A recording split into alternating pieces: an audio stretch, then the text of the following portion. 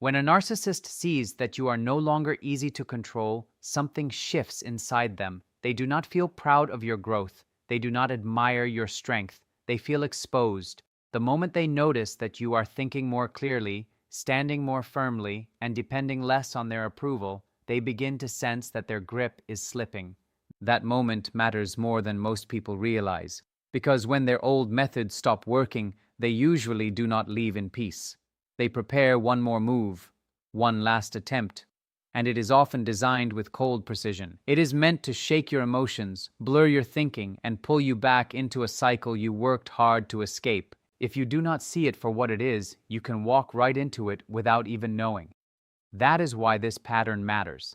Right before that final move, there is often a strange quiet. On the outside, things may seem calm. They may look distant, silent, even detached. But under that still surface, something else is happening. Their deepest fear is not just rejection. It is not even being left behind. Their deepest fear is watching someone they once controlled become mentally stronger, emotionally steadier, and no longer impressed by their power. That threatens the image they built inside themselves. Stay with me, because this is where the mask starts slipping. And once you understand this stage, a lot of confusing behavior suddenly begins to make sense in a very painful but very freeing way. A narcissist depends on a false image of being superior, important, and somehow above the people around them. That image is not solid. It is fragile. It needs constant support from outside. It needs other people reacting, chasing, explaining, apologizing, doubting themselves. Without that fuel, the image begins to crack. They cannot easily look inward because honest self-reflection would force them to face weakness, insecurity, shame, and emptiness they spend their lives trying to outrun. So instead of dealing with those feelings, they unload them onto other people. They criticize, they blame, they accuse, they twist the story, they project. All of it helps them avoid seeing themselves clearly. But then you start healing, and healing is often much quieter than people expect. It does not always look dramatic. Sometimes it is just you trusting your own judgment again. It is saying no without explaining for an hour. It is setting a boundary and not feeling guilty for it all night. It is not panicking when they go silent. It is not rushing to fix their mood. It is not begging to be understood by someone who profits from misunderstanding you. To you, this feels like growth. To them, it feels like losing access. What you call peace, they experience as danger. What you call self-respect, they experience as defiance. And that is the turning point. Because the role they assign to you starts breaking apart. You are no longer predictable. You are no longer easy to steer. You are no longer frightened by the same old pressure. And when that happens, they often reach for the tactic that does the most damage with the least amount of visible effort. That tactic is extreme projection, not simple blame, not the usual obvious gaslighting, something deeper. When they feel control fading, they begin placing the parts of themselves they cannot accept directly onto you. Suddenly, you are the selfish one. You are the manipulative one. You are the cold one. You are the unstable one. You are the cruel one. You are the unreasonable one. The strange part is that these labels often have little to do with who you really are. They are describing their own inner world, then handing it to you as if it belongs in your lap. This phase becomes dangerous because it is not always loud. Sometimes it does not arrive as open attack. Sometimes it comes dressed like concern. They say they are worried about you. They say you have changed. They tell you that you are not the same person anymore. They suggest your healing has made you harder, colder, or somehow worse. They may hint that therapy changed you in a bad way. They may say your boundaries have made you selfish. They may argue that your self-respect now looks like arrogance. Listen carefully. The goal is not honest feedback. The goal is doubt. They want you questioning the very progress that helped save you. They want you looking at your strength as if it were a flaw. They want the healthier version of you to feel guilty enough to disappear. And if you have ever been conditioned to over-explain yourself, to prove your goodness, to defend every intention, this tactic can hit hard. It lands in the old wounds. It pulls at the old training. It whispers, "What if they are right?" And that whisper is exactly what they are trying to create. As you become more connected to your real self, the threat grows. Healing slowly moves you away from living under other people's expectations. You start making choices based on your values instead of fear. You stop letting guilt drive every decision. You stop treating manipulation like love. That shift is powerful, and it unsettles anyone who benefited from your confusion. Your clarity makes their chaos easier to see. Your confidence highlights their insecurity. Your independence reminds them of how much control they have lost. Instead of facing that honestly, they try to drag you back into uncertainty. They may suddenly bring up old mistakes. They may replay moments when you were hurt, lost, or vulnerable. They may rewrite the past completely. They may insist they were always supportive. They may claim they only wanted the best for you. They may even offer apologies that sound soft, thoughtful, and convincing at first. But do not miss the difference between true accountability and manipulation. Real accountability takes responsibility without trying to buy access. Manipulation offers just enough regret to reopen the door. That is the trick. Many narcissists become oddly kind at this stage. They may look reflective, they may sound self-aware, they may appear changed, but often it is not real growth, it is bait. They are checking whether you still doubt yourself enough to come back. They are checking whether your boundaries are real or just words spoken in a stronger moment. They are checking whether your emotions can still be pulled like strings. If you start defending yourself again, they feel hope. If you start explaining yourself again, they feel stronger. If they can get a reaction, any reaction, they know the door is not fully closed. And that is why this phase can feel so emotionally confusing, even when deep down you know something is wrong. This final move works because it does not attack your logic first. It attacks your feelings. You may start feeling guilty for becoming harder to reach. You may feel responsible for their pain. You may wonder whether your growth made you less caring. You may even miss a version of the relationship that never truly existed outside your hope. That confusion is not random. It is the atmosphere they need in order to survive emotionally. Narcissists thrive in fog. They need you second-guessing yourself. They need endless circular talks. They need emotional chaos because clarity is the one thing that weakens them. The moment you see projection for what it is, the spell starts breaking. The moment you realize their accusations are mirrors of their own inner struggle, you stop carrying them as if they are facts about you. When you stop taking responsibility for feelings that are not yours, the grip weakens. When you stop arguing with false stories, the cycle starts to collapse. They need reaction. Calm disrupts them. They need confusion. Clear thinking starves them. They need drama. Refusal to engage removes the fuel, and that is why the final move often looks dramatic from the outside. But it is not power. It is panic. It is desperation wearing the clothes of confidence. They are fighting to keep an identity built on control. They are fighting to avoid seeing their own reflection. Your calm scares them because it cannot be hooked. Your silence scares them because it cannot be directed. Your confidence scares them because it no longer depends on their approval. And none of that makes you cruel. It means you are finally growing past the role they needed you to play. Once you really understand that, something shifts inside you too. You stop trying to convince them. You stop trying to prove you meant well. You stop spending your peace explaining your growth to someone who fears it. You stop asking for understanding from someone who gains power by twisting your words. Instead, you begin choosing something else. You choose clarity. You choose self-respect. You choose quiet. You choose peace over performance. That choice changes everything. Because real strength is not about controlling other people.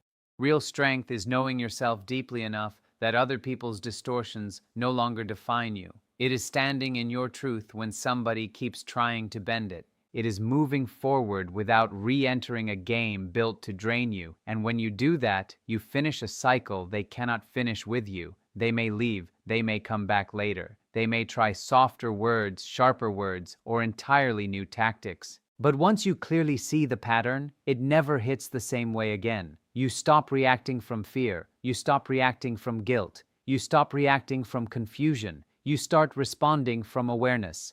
And awareness changes everything. It helps you spot the hook before it reaches your heart.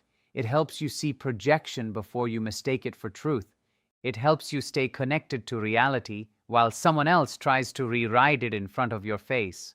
That is the moment their control actually ends. Not when they finally apologize. Not when they leave dramatically. Not when they claim to understand. Their control ends when you no longer need them to tell you who you are. That is the real breaking point. That is where freedom begins. And freedom is the one thing they can never truly control. Boundaries are not rejection. Confidence is not arrogance. Self-respect is not cruelty. But when those truths stop being easy to shake, they often move to a different strategy. They start using the past. They bring it up in a way that sounds emotional, personal, and deeply sincere. They mention old memories. They talk about shared moments.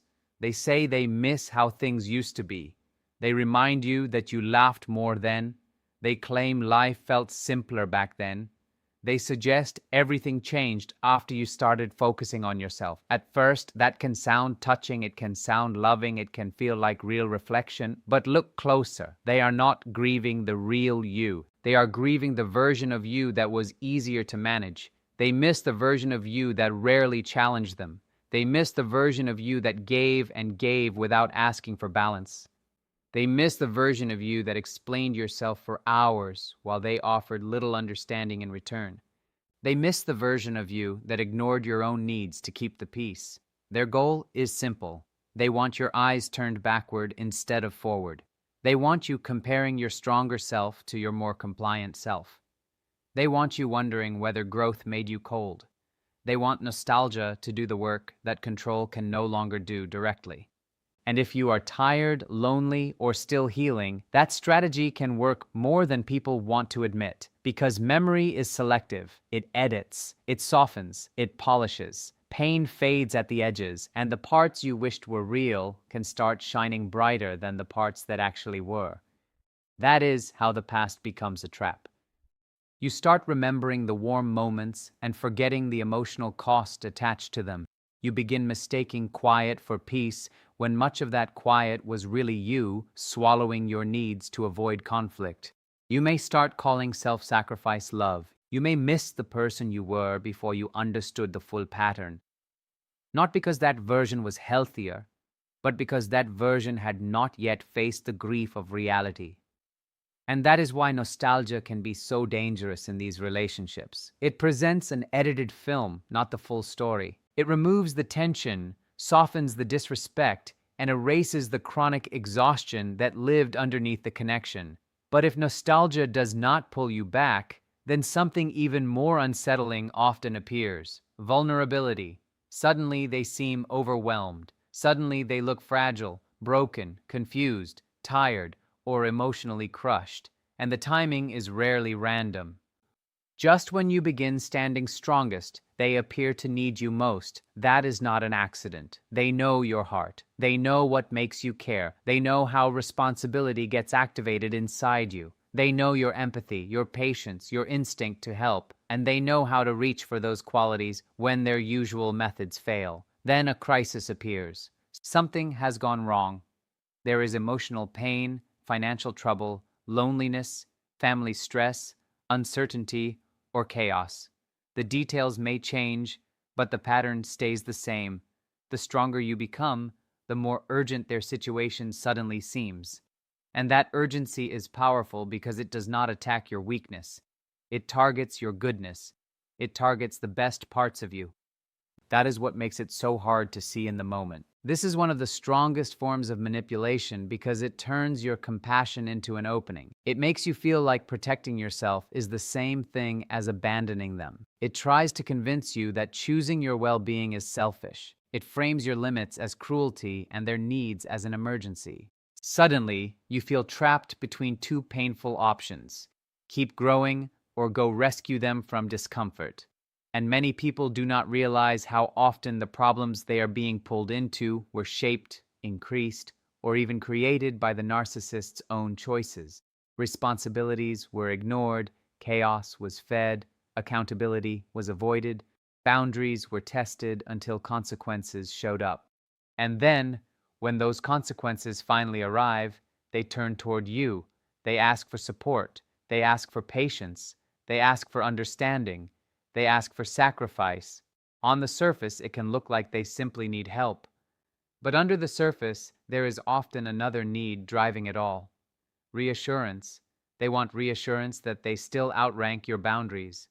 They want reassurance that they still have access to your time, your energy, your focus, and your emotional labor. More than anything, they want proof that your limits are not real. That is why they ask for the very things you already said you would not do anymore. They ask for closeness after you asked for space. They ask for favors that cross lines you worked hard to draw. They ask for emotional access after you started closing the doors that were draining you.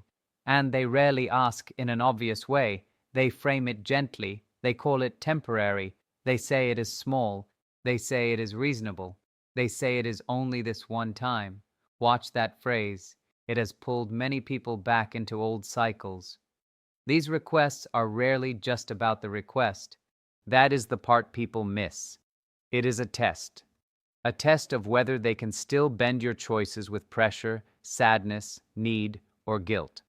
If you step back in, even a little, the old pattern can restart before you fully notice it. The boundaries get softer, the guilt gets louder, the confusion returns quietly, the confidence you spent months building starts thinning at the edges. And the loss is bigger than time or energy. You begin losing trust in yourself. You teach yourself that your needs come second again. You teach yourself that your limits can be negotiated when someone else is emotional enough. You teach yourself that external pressure deserves more respect than your internal peace. That is why this stage is so dangerous. It rarely looks harsh. It looks human. It looks caring.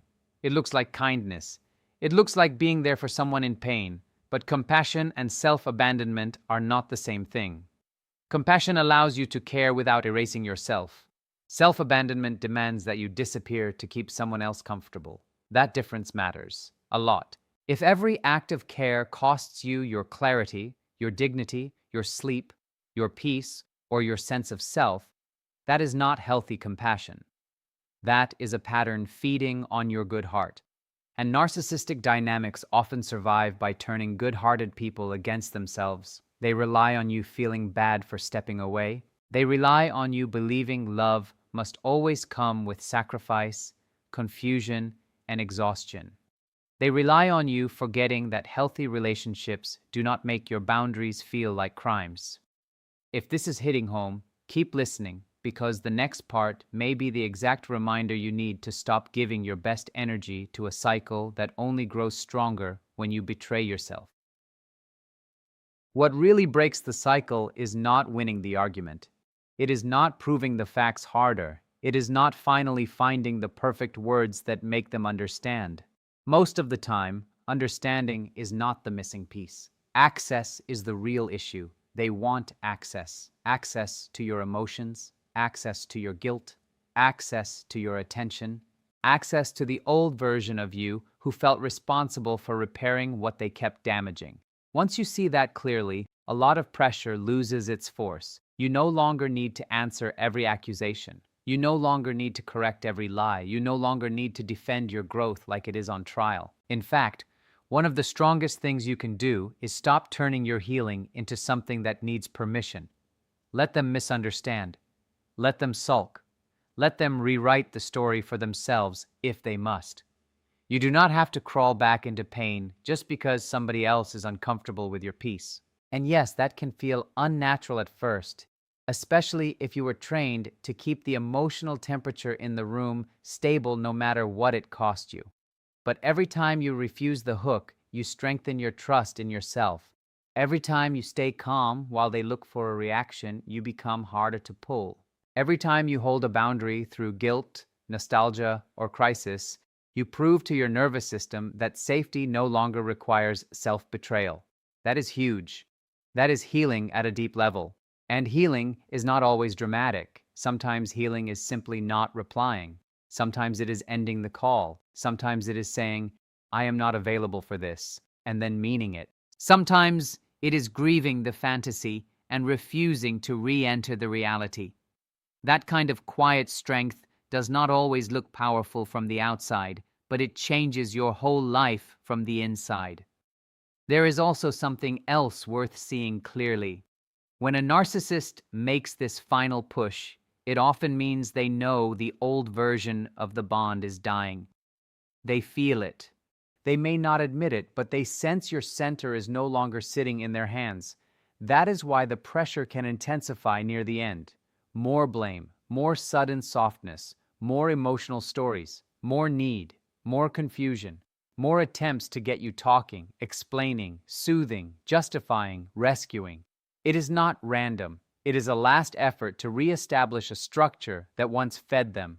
But structures built on your self-doubt cannot survive your clarity forever. That is the truth. And once you stop participating in the emotional machinery, the whole system starts losing power. This does not mean it becomes painless overnight. Sometimes the hardest part is not leaving them. Sometimes the hardest part is leaving the hope that they will become who you needed them to be. That grief is real. That grief can ache.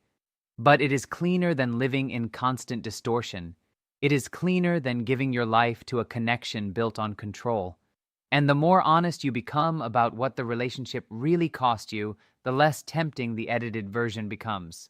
This is where many people begin to feel something new, not excitement, not closure in a dramatic sense, something steadier, a kind of internal quiet, a return to self, a feeling that your mind is becoming your own again. And when that starts happening, do not rush past it. Protect it. That peace is not selfish. It is sacred. It is the sound of your inner world, no longer being ruled by someone else's instability. It is the beginning of freedom that does not need their blessing to be real.